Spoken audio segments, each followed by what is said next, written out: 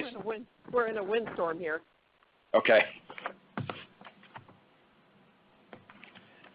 Okay, I'm going to go ahead and get started. Hello, everyone. My name is Kevin Donnelly. I'm the CEO and Executive Director of PCPI. I'd like to welcome you all today to our webinar on transforming the healthcare industry for value. And this webinar features John Toussaint, who's the founder of Catalysis. As the founder of Catalysis, which is a not-for-profit that educates healthcare professionals and leaders on lean quality improvement principles and the change management skills needed to implement them, John has helped hundreds of health systems around the world improve their clinical and cost performance. His work perfectly complements and depends upon the clinical quality measures and performance improvement initiatives that PCPI champions with our members and all of our stakeholders. And I think to have a lean healthcare expert of John's stature today is especially timely with this week's release of the study in JAMA relative to identifying that waste accounts for 1/4 of all healthcare spending, which confirms some of the other studies that have been out there as well. But this is obviously a major issue within healthcare, and so we're really honored to have John with us today. So on today's webinar, Dr. Toussaint will share real-world perspectives on enhancing healthcare value through delivery redesign, using lean, transparency in healthcare performance data, and payment reform. Now, what we'd ask is that we're going to save plenty of time for questions, but we'd ask that you hold your questions until the end of the call. And then also this forum is going to be being recorded right now, and your lines have not been muted. So what we would ask is that while Dr. Toussaint is speaking, that you go ahead and mute your lines to make the highest quality for everyone. So with that, I'd like to welcome Dr. John Toussaint. Thanks, Kevin. I'm very happy and privileged to be with you today, and we will hopefully get through this in time for some questions. I want to start with the kind of what we do, and you mentioned this, Kevin. We're a not-for-profit 501c3 education institute. We are in Wisconsin, and our purpose is to build a global learning system that's based on the new knowledge generated through linkages with healthcare leaders and researchers around the world, and then share that knowledge openly with leaders, helping them to transform their organizations to a culture of improvement. And the intent then and the outcome is to deliver higher value outcomes for patients, staffs, and communities. So that's really why we do what we do. That's our purpose. This is our work. We do a lot of educational work, many customized workshops. We facilitate the Catalysis Healthcare Value Network, which is a group of organizations that learn from each other and come together once a year in a summit. This year it was in Washington, D.C., where we had 700 people from the network there. We have executive forums for CEOs, chief medical officers. We do a lot of site visits to places that are world-class, doing great work, and several workshops, and you can go on to our website at createvalue.org to find out more. We also support the Center for Lean Engagement and Research at UC Berkeley. Steve Shortell, one of the real famous organizational performance researchers in the world, is leading that as well. So that's kind of what we do. What I want to talk about today is, and this is really why we're partnering up with PCPI, because I think together we share a common mission to improve healthcare performance through the use of data and using performance methods. We are trying to facilitate breakthrough strategies which result in new and better care models, and we help physicians understand the gaps in performance so that they can close those gaps. So that's why we're together, and that's why we're doing this webinar together, as we really share a very similar mission. Before I get to this question, I want to spend some time today on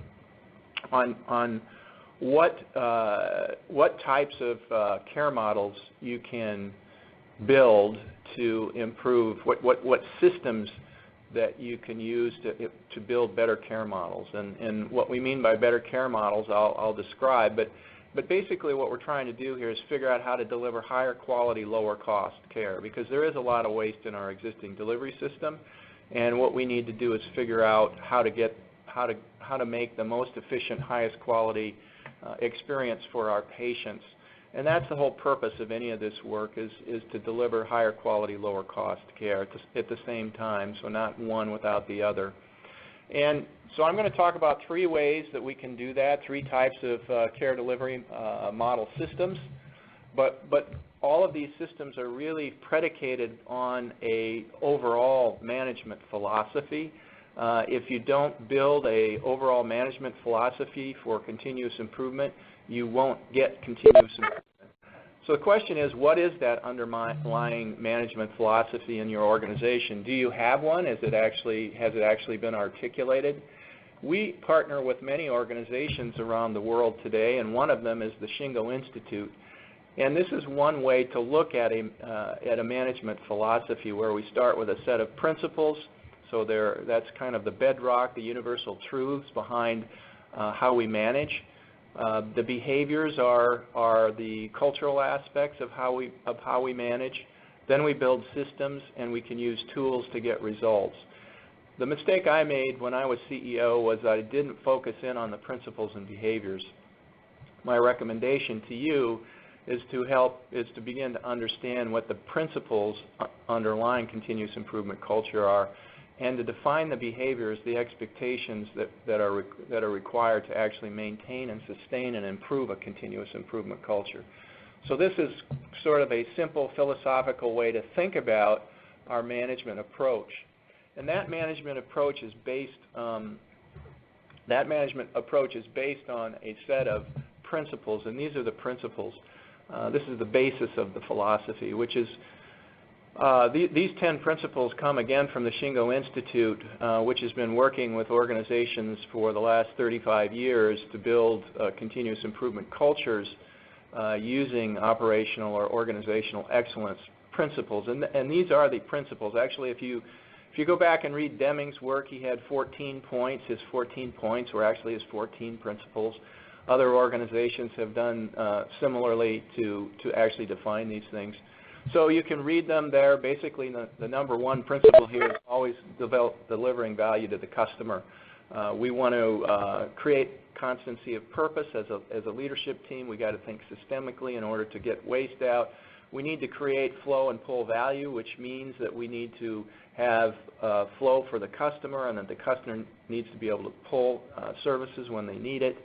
Obviously, we need to assure quality at the source, which means we need to build processes, focus on processes in which we're not going to make mistakes. In other words, we design the process to be mistake-proof, while at the same time embracing scientific thinking or plan, do, study, act thinking, constantly seeking perfection, and from a cultural standpoint, doing this by leading with humility and respecting our team members to identify and solve problems. So this is the underpinning of a continuous improvement culture, and it's what we espouse and teach here at Catalysis.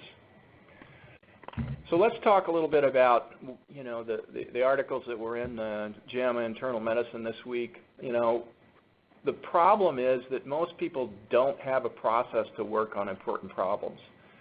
And so what we need to do is to build a process to do that. And there are different types of processes that we would use in different types of problems.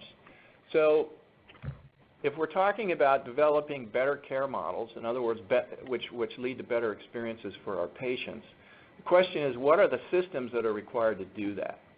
And here's a question. What care model improvement systems do you have?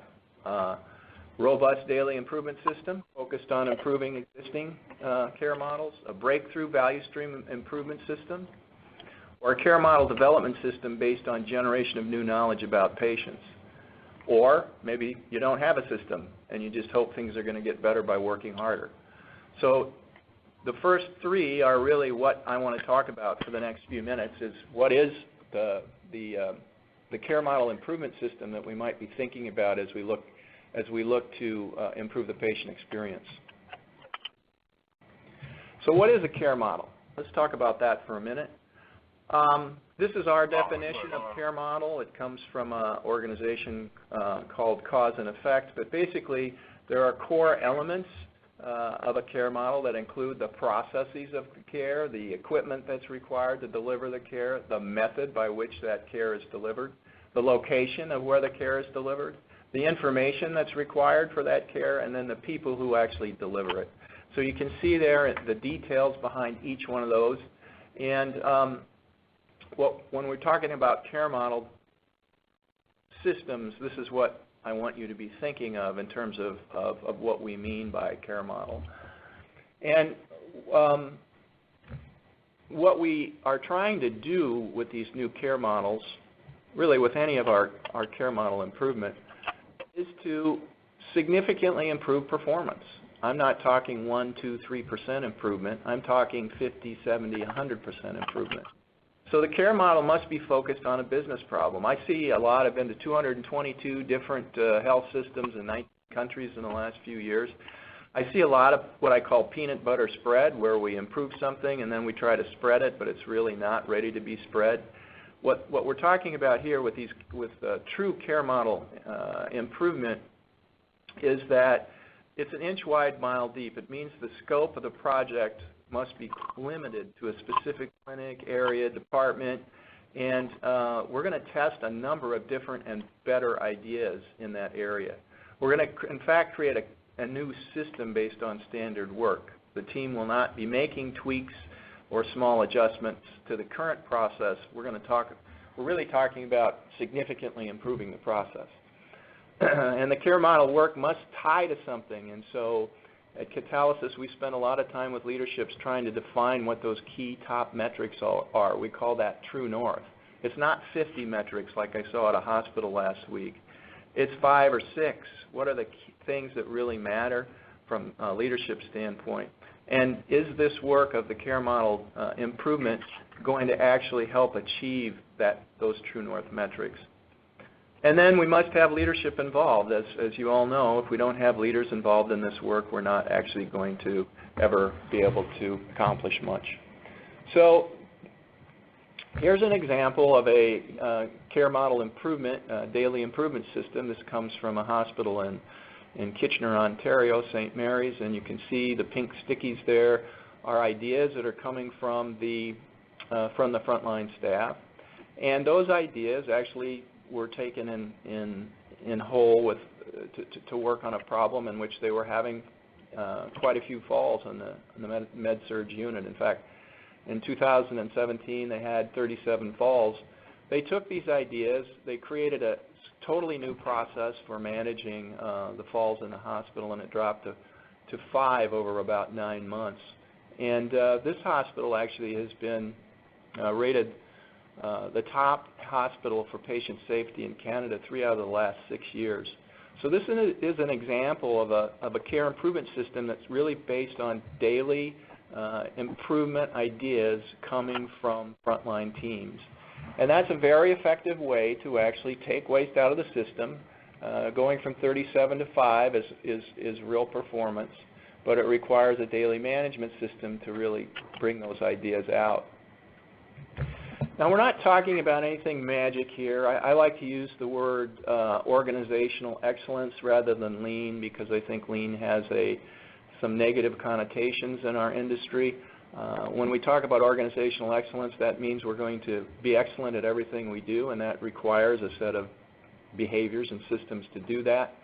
But when it comes right down to it, it's simply nothing more than a soap note applied to the daily care of patients. So all of you clinicians on the today know what that means: subjective, objective assessment plan. That's basically scientific thinking. I mean, we'd never give a medication to somebody and not have them come back to see us. Same thing for the administrative problems that we face every day. We use plan, do, study, act cycles. This is basically scientific method applied to the daily work. And so there's really quite little difference. In fact, most physicians understand what we're talking about when we're talking about scientific method applied to the daily work, because that's how we were all trained. So there's nothing magic about this improvement process. Again, a soap note applied to daily work. So here's an example of waste. This is actually insight into the funding of these people, and it was very varied. Like they were different. Could you please mute whoever's on this came on the line? The conference has been muted.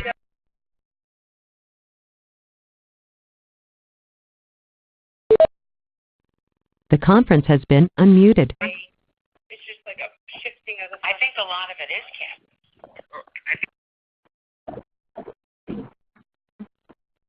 Okay, we'll keep going.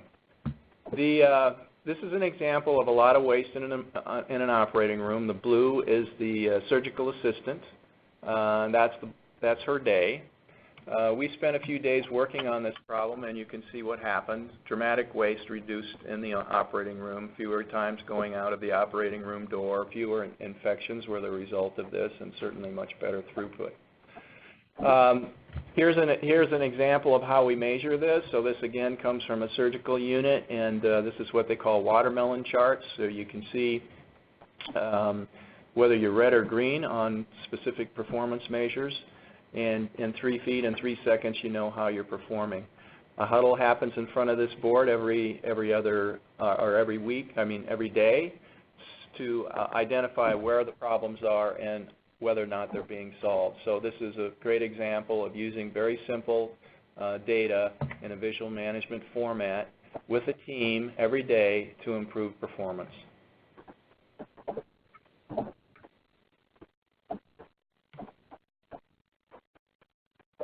So this is what we would call a breakthrough value stream improvement process.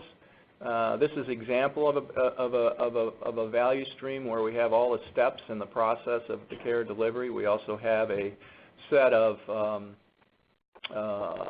squiggly lines. That's the information flow within this value stream.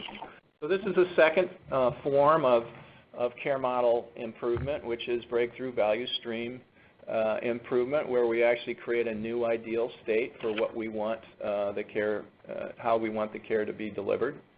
And this value stream improvement work has been done at places like UMass Memorial, where they've had some 70,000 staff ideas that have been implemented over the last 3 or 4 years. But in their breakthrough value stream improvement, you can see the dramatic improvement in mortality rates. About a 35% improvement in mortality using the breakthrough value stream improvement work. Here's another example of a GI lab in a multi-specialty clinic out in California, and the purple line shows what they're trying to do is to get the colonoscopy done within 10 days. And you can see there's about a 200% improvement from the nadir of that purple line to where they are right now. So again, this is breakthrough value stream improvement, where we're getting anywhere from 50 to 200% improvements. That's what we're after, but we have to really design the work in order to achieve these results. The Palo Alto Medical Foundation is another example of breakthrough value stream improvement. They created a completely different outpatient performance model in which they co-located the physician and the medical assistant together. They have a huddle every morning between those two people. They have an agenda for the day. They have specific things that are concerning. Those are their grains of sand. They anticipate the night before by scrubbing the patient's chart so they understand exactly what every patient is going to need the next day. And then throughout the day, there's always a warm handoff between one person and the next as to what is going to happen. There's a visual management system that shows whether they're on track or not. And then there's a secondary team that helps them that if they get backed up or if they get bogged down, there's a ring of defense within that secondary team that can step in and help them. With this type of breakthrough value stream improvement, they've become one of the top patient experience clinics in all of California. And here's what they do during the day. Once a day, they actually are working 3 problems at a time. First of all, they define what the problem is. Then they talk about what's the gap what's the gap from what they want to be to what it is now. What are the barriers, and then what are the ideas that that we can use to try to solve the problem. A simple, what we call KATA approach, K-A-T-A approach, and they do this every day in the clinic, three problems at a time. So the third care model improvement system that I want to talk about is what we describe here at Catalysis as a new care model development. So this means that it's not been in existence before. We have not tried it before, and we're actually doing something completely different than what we did before. The first two, the daily improvement care model improvement system and the breakthrough value stream improvement system, are things that are based on our existing process, our existing work. This is something that's not based on anything we know. And here's the difference. The new care model development is really related to creating something new, and you can read the difference here. On the one side, the breakthrough is really focused, is based on what we know today. On the right side, it's based on things that we don't know but we're learning. So there's a discovery process to understand what the patient's needs are, and there's a dedicated team that actually works on the new care model itself, and really looks at it from the standpoint of, can we obsolete it? Can we do something completely different? The performance targets are generally much more robust. So instead of 50% improvement, we're talking 200 to 300% improvement. And a new care model actually emerges from the learnings related to the new knowledge that's being created from work with the patients, so that we have now something that looks different than what we had before. So that's the difference between the new care model development system and the breakthrough value stream model. What you can see on this chart is, in the lower level, is really process improvement, so reducing waste to existing processes. And as you can see on the right-hand side there, we get one green square, which means we have one significant value-creating event that's different. As we think about new care model development, we want lots of new value creation. So on the top there on the right-hand side, you see three new green boxes. So this idea of, taking waste out, which is important in existing processes, versus creating something new, which by definition we are actually looking at it from the standpoint of least waste way, is a different way of thinking about how we deliver care. So that really a third way of thinking about how could we create different care models. So we think about, our own organizations, whether we're a clinic or a single physician clinic, or we're a multi-specialty clinic, or we're a hospital, or we're whatever. There's really four different functions in an organization. Delivery, demand generation, and support are 97% of what most healthcare organizations do these days. Development, in other words, new care development, new care model development, is very, very tiny piece to this. So what we need to do is start thinking about the development process as important as the delivery and the demand generation processes. So how do we think about that? What's the system to develop new care models? So that's the question. We've talked about two. There's a third one, I suggest, and it's one that's not being used many places in the country today or in the world, at least the ones I've visited. And it requires a design process. So the first part of design is research. And this isn't, having a focus group of 10 patients coming and having dinner and telling you what they think. This actually is deep research. It's research that takes time. It takes months sometimes to gather all of this information.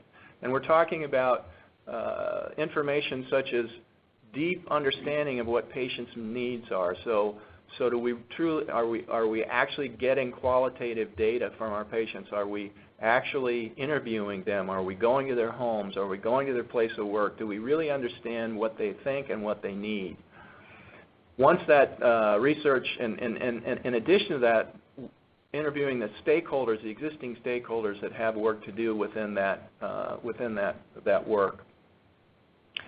In addition, then, we need to develop concepts. So as we get this information, as we get this new knowledge, our thinking starts to change, and we start to develop concepts related to what we think the patient's unmet needs might be. Once we have that, once we have some of those ideas, and once we've gotten it down to one of those ideas, then we're going to prototype. So not, a $10 million prototype. We're actually just going to go try some things based on what we've learned from the patients. Then we want to build that out, and as we build it out, we have a new care model delivery system. And that new care model delivery system, then once we identify what the standard work is and the value stream for that work is, we're going to implement it across the entire system. So that's really the design process, which is quite different than breakthrough value stream improvement. How do we do this research? So what we're doing is looking at this as a divergent problem to start with, or a divergent process to start with. So we're thinking about it from the population. What are the clinical requirements? What are the patient's needs? What are our contracts look like? What are the journeys of our patients? Have we actually walked the journey of our patients? That allows us to create new knowledge about patients. If we think about the environment, who are our competitors? What's our current state right now as we are delivering care? What kind of stakeholders are in this process? I mean, many times we have stakeholders that are outside of our own organizations that have even more influence over the patient than we do. And then we diverge with this so that we begin to gather the information that we need. Then we put it into our research findings. And within those research findings, then we start to have ideation. So the ideation of what might work, what are the concepts that might work coming out of that deep knowledge that we've just created. So one of the best organizations at doing this is Atrius Health in Boston. And we published this article in Harvard Business Review a couple years ago on the work that they've been doing to really move from volume to value from the standpoint of new care model development. And I want to talk a little bit about that. So how do we apply the new knowledge to these new care model concepts? Once we've done that research, what are we going to do? And so again, we want to focus in on what are those ideas before we get to the prototype piece. So what Atrius did was they took a lot of the information that they'd achieved from interviews of patients and stakeholders. They specifically were looking at frail elderly patients.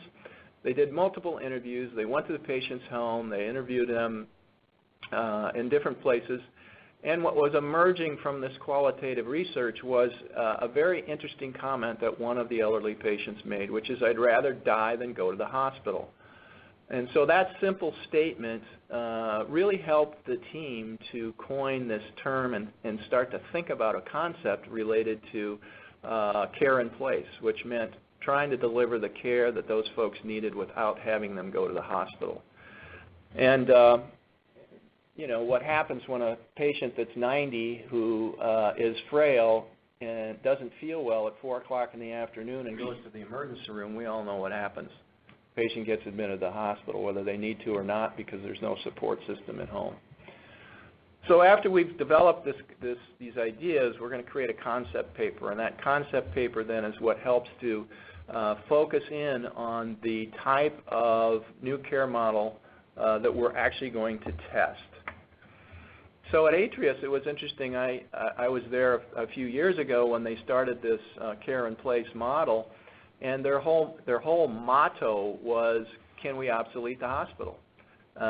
This is, basically they're a fully capitated multi-specialty group, so anytime a patient goes into the hospital, they get dinged financially. So they had a great incentive to say, how can we do this differently so we don't have to access hospital services? So that was one of the things that they focused on. So what we're talking about here is these concepts. So let's take 2 or 3 concepts. In their world, they had the concept of care in place, and they were starting to build that out with using nurse practitioners and others to say, can we actually take care of a lot of these issues with the frail elderly at their home. They also had a couple other concepts that they were working on as they put this through this what's called set-based concurrent engineering. So you should always take 2 or 3 concepts. Another concept they had was to try to build in Epic a whole different system for discharge planning, and there was 1 or 2 other ideas. But the one that won out after they'd spent a significant amount of time was the care in place model with the nurse practitioners actually going to patients' home. Here's another simple way to look at it. So we have a target we're trying to achieve, keep the patient out of the hospital. We have concepts, maybe 2 or 3 different concepts. We're aggressively evaluating all 3 of those concepts as we start to converge into some type of solution that we're going to test. And that's exactly what they did.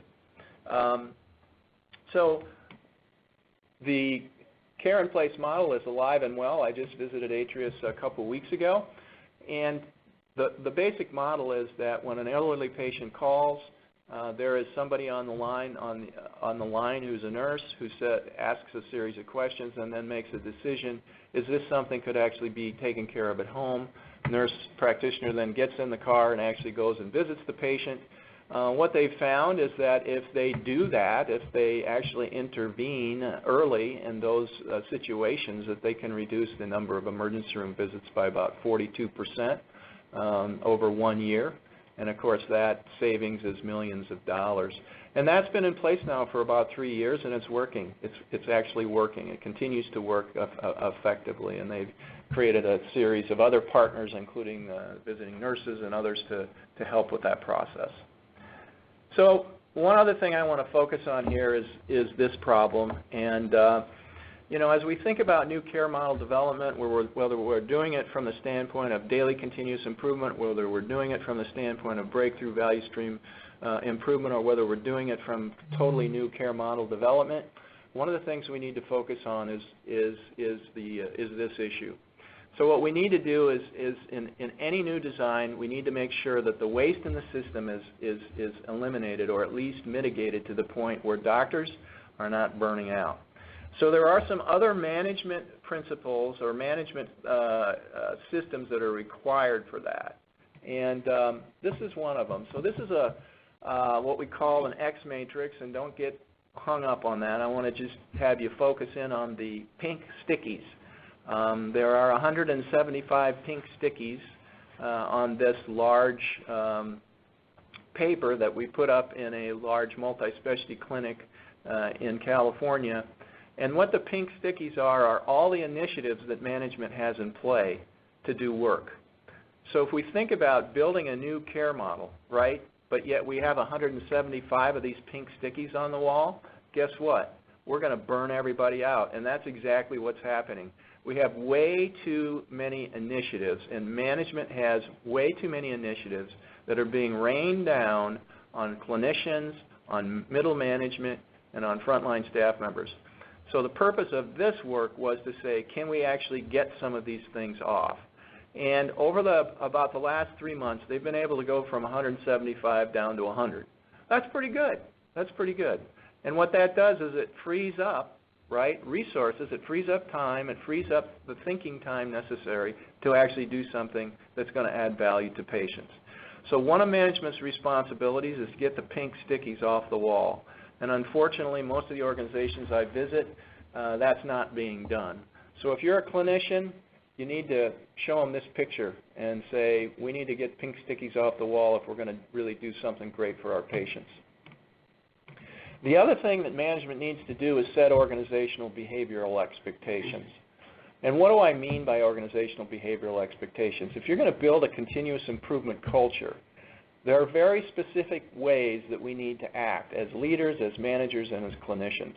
And we know this now after working with hundreds of organizations throughout the world. And we published an article in the New England Journal Catalyst a while back that describes the differences here between the various levels of management. So if we start with governance, so we're back to these principles. Remember I showed you the 10 principles, so there's 10 principles there. And if we take those and look at look at that from each level of the organization from a behavioral standpoint. What's the governance? What behaviors do governance need to apply? What behaviors do leadership need to be practicing, and managers and frontline?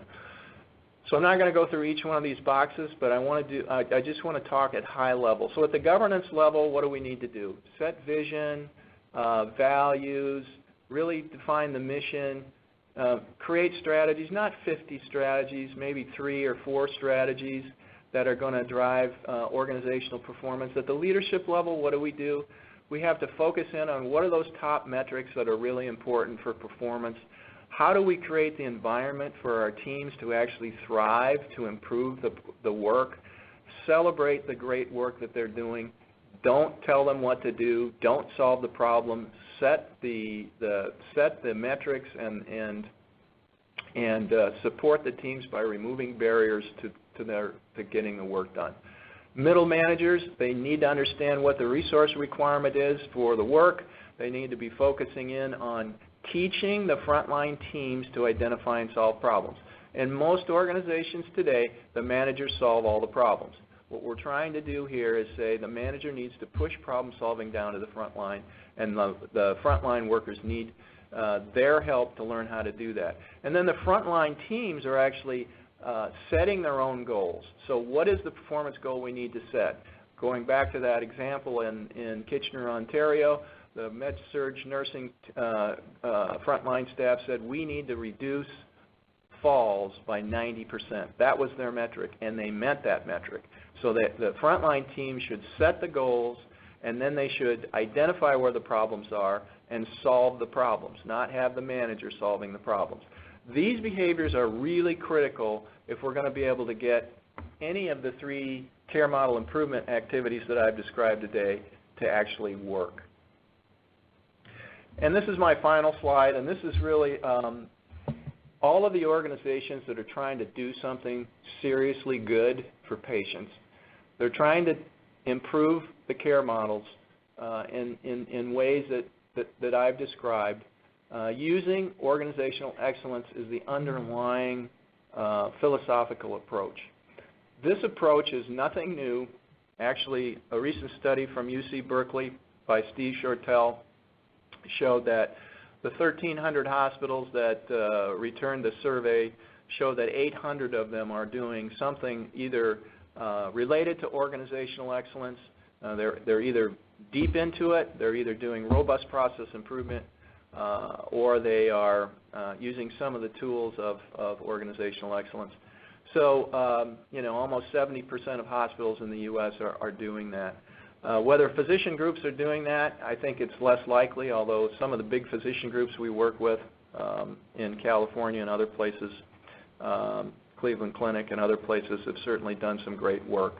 So the point is that this isn't some fad, this isn't some, something that's going to go away. This is a proven methodology that actually works to improve patient experience, improve quality, and lower cost, and that's what we're about, folks. Value equals quality over cost, and we actually know how to do that now, and there are a lot of great organizations throughout the world that are doing that. So I appreciate your patience and your attention, and I think we now have some time for questions if anybody has any. Thank you very much, John. So now we would like to open it up for questions, and so we would like to ask the first question.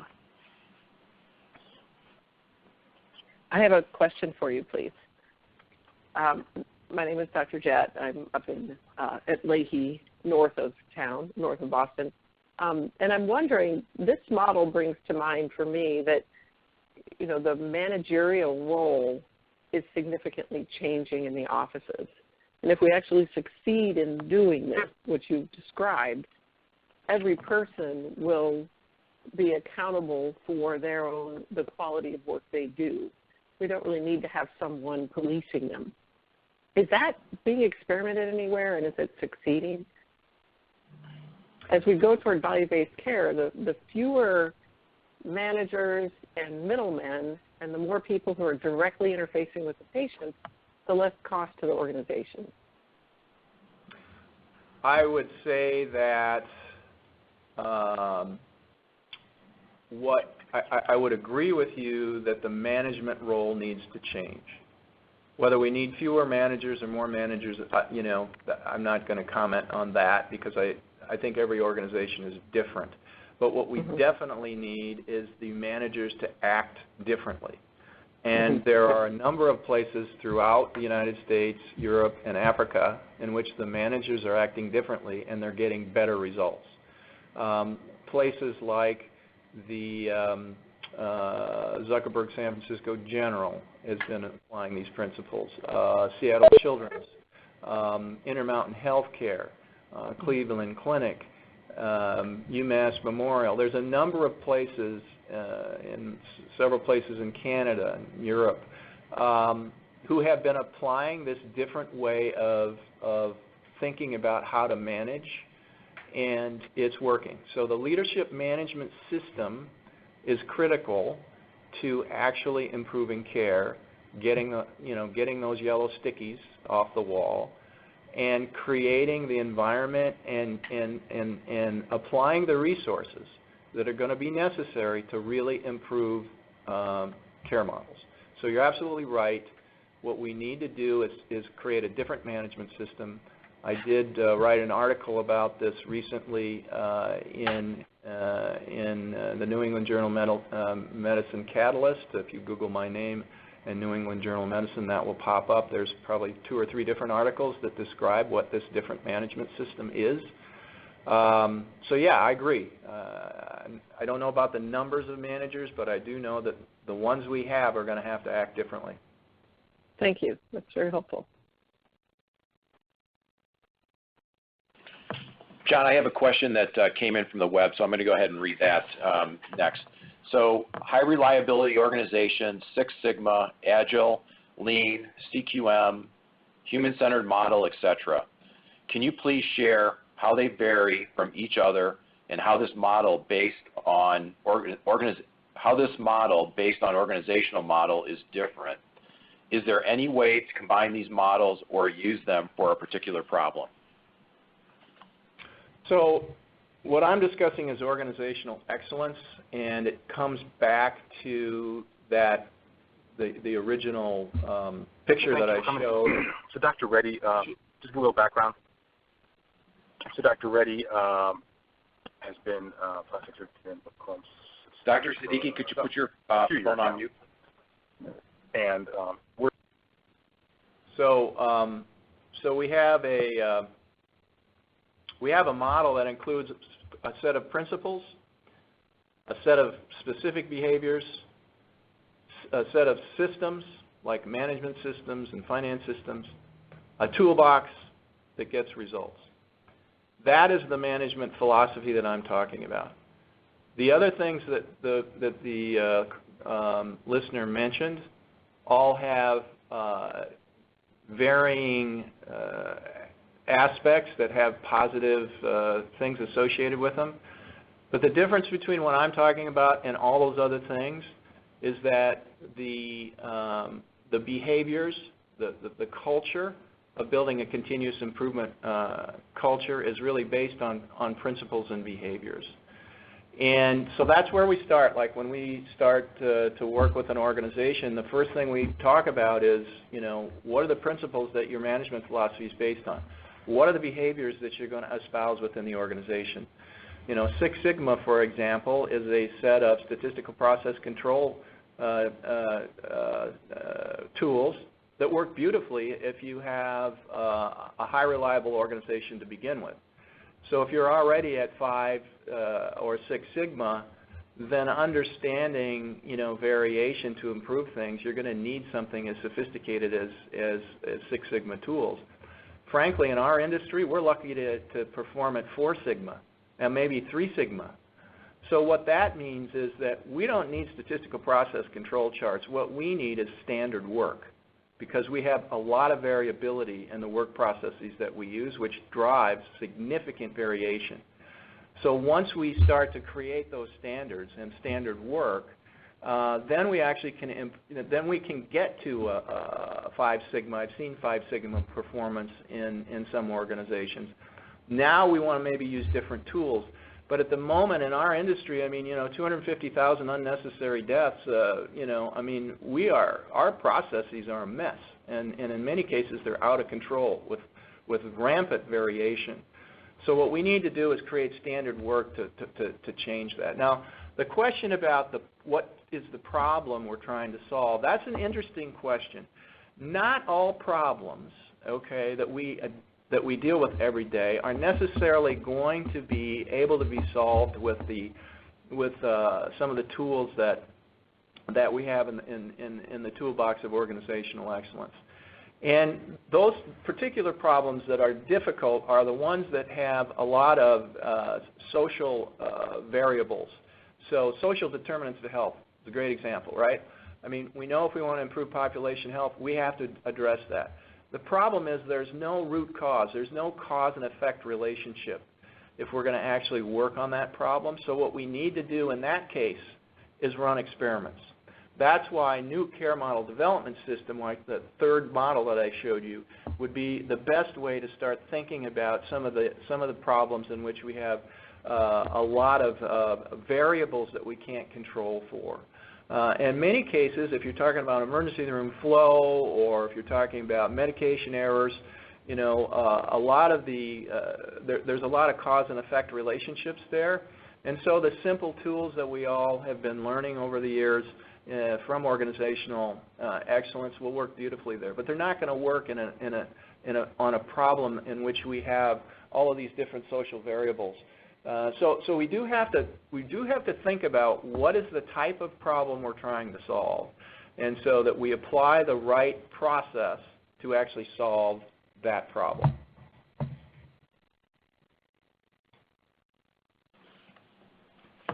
Great, thank you, John. Is there a follow-up to that response? Okay, then next question, please.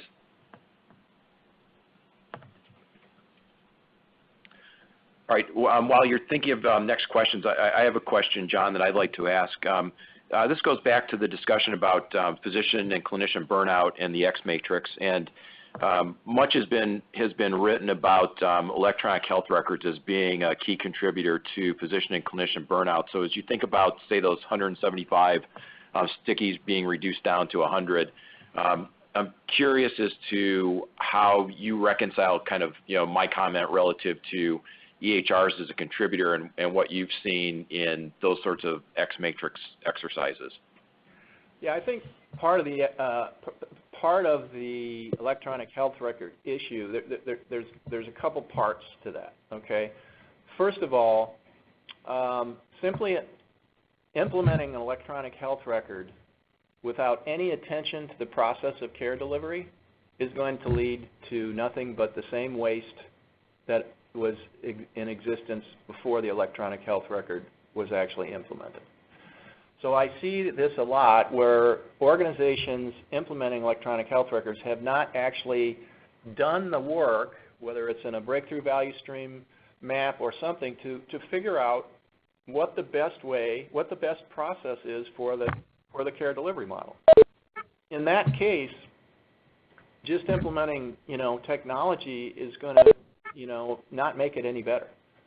So the places that have really done a great job with this, as they've implemented Epic or Cerner or whatever, they've really designed their care delivery process first. So they've changed it, they've improved it, so that when the technology comes in, it actually supports the new care delivery process. So that's one point. The second point is, we've been at electronic health records for a long time. In fact, I was in charge of our implementation in 1997, okay? So we've been at this for a long, long time. You know what? There are definitely better practices for implementation of electronic health records.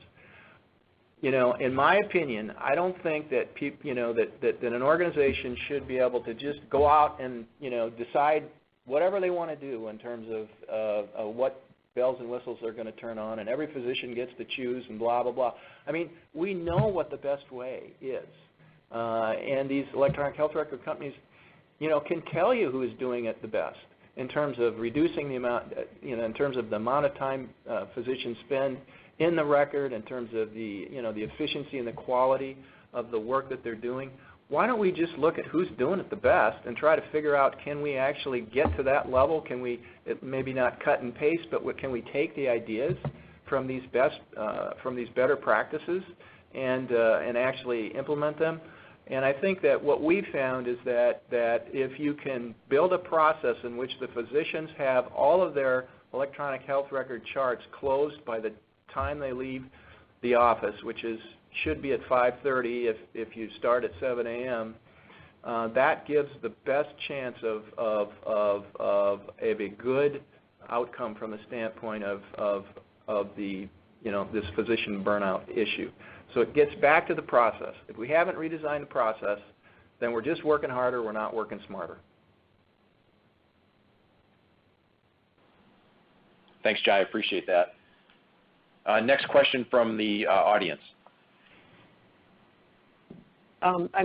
This is Dr. Jett again. I'm very interested in, as you mentioned, standards. Building a standard of care shouldn't be that foreign to us, and yet it does seem to be a subject of discussion among doctors. Is there some forum where establishing those standards and then having a discussion of best practices is happening nationwide? I know intermittent health has been kind of at the forefront of change processes for a very long time, so I'm sure we've done a lot of work with that, and other places you mentioned as well. But where are the best forums to go to begin to, I guess, validate that approach in the midst of having some people, some physicians and providers who are skeptical about the idea of a standard of care which is inherent which is built into the EMR? Right. Well, I think there's kind of two tracks we can take with this question, and I want to talk about both because they're both important. So one is the clinical standard, right? So what is that clinical standard that we're going to follow? That clinical standard, should be and is based on evidence. So we have research evidence that suggests we should, have our hemoglobin A1C under 7, and the DCCT trial showed that, and so everything we do, we're trying to meet some goal that's based on research evidence. So creating a standard that has that research evidence embedded in it is sort of how we practice. I mean, how we should practice, how we do practice, although it is interesting that, the studies show that it takes 15 years or more to actually have full adoption of the research-driven standards. So that's one point is, in your own organization, what's the process to make sure that you're actually delivering the highest standard of care rather than it's my opinion versus yours, and that should be based on the research. On the management side, guess what? We have almost no research. So that becomes a whole different issue in which what we first have to do, because Improvement 101 is stabilize, standardize, improve. Stabilize, standardize, improve. So unless we have standardized, unless we have a standard, we can't improve on that standard. So that's why this variation of you got 3 doctors, you got 3 different ways of doing things is so problematic. So on the management side, we also have to create standards. We have to create standard work for management. We have to create standard work for daily improvement huddles. We have to create standard work for measuring the process that we put in place, the standard that we put in place. If we don't have those standards in place, then we can't improve anything. And the issue on the management side, whether it's trying to fix ER flow or reducing falls, is there's not good there's not good management evidence to fall back on. So in that case, what we have to do is create our own standard and then improve it. So we can improve our standard, but we first of all have to create our own standard. On the clinical side, we should be using the standards that are coming out of clinical research. On the management side, we have to create our own because there's very little research to help guide us. There is research emerging from the Center for Lean Engagement and Research at UC Berkeley with Steve Shortell's group, but that's a ways away. On the okay. PO board, can I ask another question? Go ahead, please. Yes, please. On the PO board down on the Cape, with Cape Health, there was a particular physician who was very well read, and brought forward his research on clinical guidelines for referrals, for instance. It was very useful. And it was vetted out by the specialists and by the people in that region, the physicians in that region and the board, and then brought forward to all of the PHO members as a standard they could follow for tests that should be run routinely. It kind of brought it all down with some backup documentation as well, but to a one-page sheet for just your straight quick reference guidelines.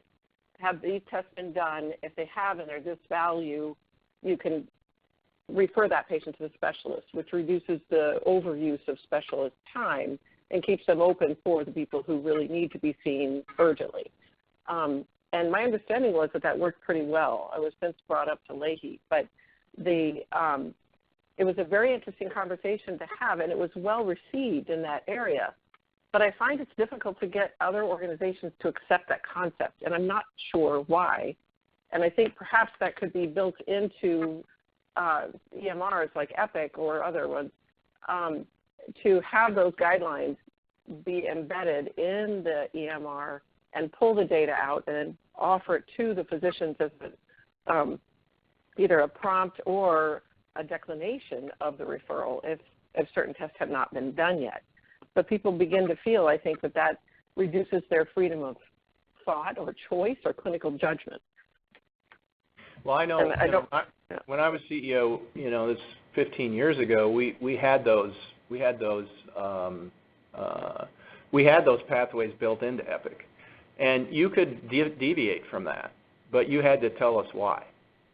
And sometimes, as we know, 80% of the time, patients do fine with the standard work. 20% of the time, either because we made the wrong diagnosis or they're not responding appropriately, it doesn't work. So it's certainly reasonable to deviate from a guideline if there's a reason for that. And so the way we built it was, here's the clinical pathway. If you deviate, just tell us why so that we can improve the standard. And so I think you're right. I mean, I think a lot of this stuff can and is, we were doing it 15 years ago, so I know it's possible to build into the electronic health record so that we understand, first of all, are the standards being followed, and if not, why not, so that we can improve the standard. We do have, this conference every year. It's in June. Next year, it's going to be actually in Salt Lake, and we're going to be going to Intermountain, in which there's a lot of people that come together to talk about these standards and the process by which they're being developed. Some clinical, and a lot of management standards. So that's another place that that you can learn. It's on our website at www.createvalue.org under summits, and that would be another place where you could come and learn from others and what they're doing from the standpoint of creating these standards and how they're doing that and how they're using them. Thank you. That's very good. Thank you, John. And we have about 1 minute left. There was a question. What is the name of the physician asking the question, if you can please share? The physician asking the question. Oh. Yes. From Lehigh? I'm Dr. Jett, Dr. Laura Jett, up at Leahy in Amesbury. That's okay. I thought that question was from you, Dr. Jett. I apologize. I'm just reading off. Oh, yeah, no, that was. Okay. So I think we got that. Okay. So and there's also been some comments on the web feed here relative to the slides. And so, John, are you fine with us providing the slides back out to the attendees? Yes. Okay, great. And so if you registered when you joined the webinar, then we can send those slides back out. And if not, what I would ask is send your email to info@thepcpi.org and request the slides, and we'll send those back out to you if you didn't register for the webinar. So we're up against the hour here, so I would like to thank John Toussaint and the team at Catalysis for this excellent presentation. We greatly value our partnership in working together with Catalysis to enable organizational excellence. And what I would ask for all of you on the phone, please reach out to us as to ways that we can all work together to drive our shared goal around organizational excellence. So with that, we'd like to wrap up the webinar, and thank you very much. Thank you. Thank you.